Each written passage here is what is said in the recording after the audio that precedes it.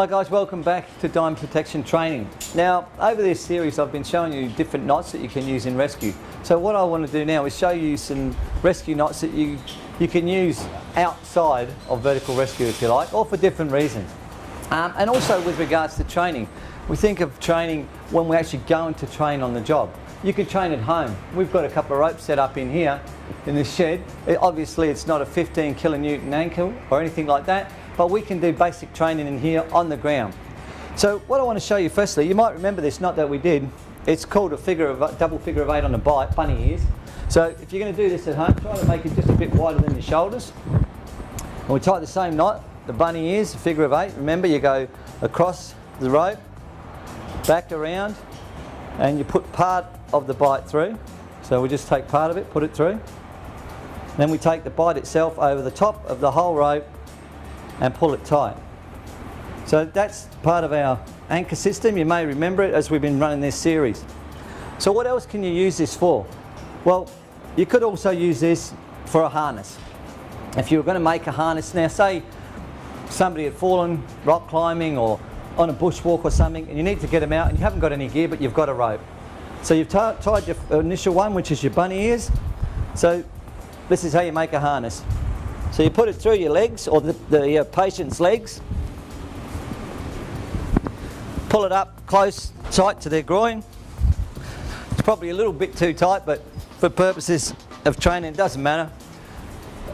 Then you take this part of the rope, take a bite in it, twist it at least 3 times. 1, 2, 3, at least 3 times. If you can get more, do it. Take the rope over your head and let arm, and then the same the other side. Now, place the rope where you'd like it and pull this tight. And this knot, you see like it winds on itself. It'll cinch up to about as tight as you like it, and you've got yourself a ready-made harness where in an emergency situation you could extract somebody. Like I said, it's not a standard for Australia. It's not a knot that you would use regularly, but in a situation where you never had the right amount of gear, that's the knot you could use, which we use in rescue, figure of 8, bunny ears, double figure of 8 on the bite. You could use it for a different reason.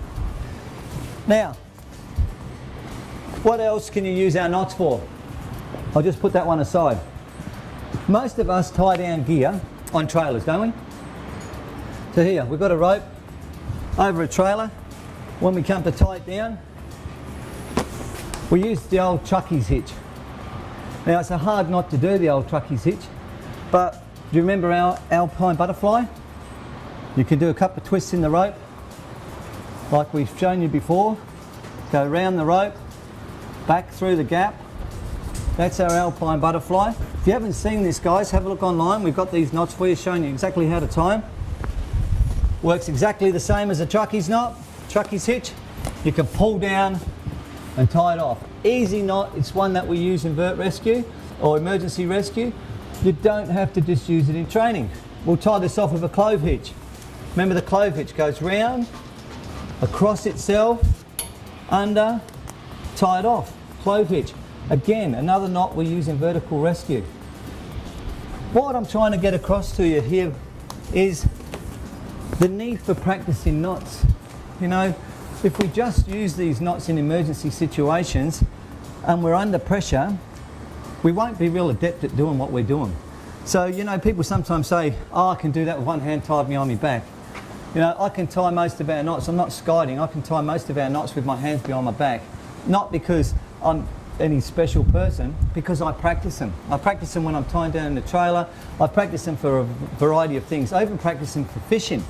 Now I'll show you 3 knots a little bit later on what you can do to make a fishing rig. Alright? So thanks for watching us at Diamond Protection here. Subscribe to our YouTube videos if you haven't already. If you want to do this type of work or you want to get into this type of training, have a look at us at www.diamondprotection.com. See what we're up to with regards to training. Thanks for watching, guys. I look forward to talking to you again.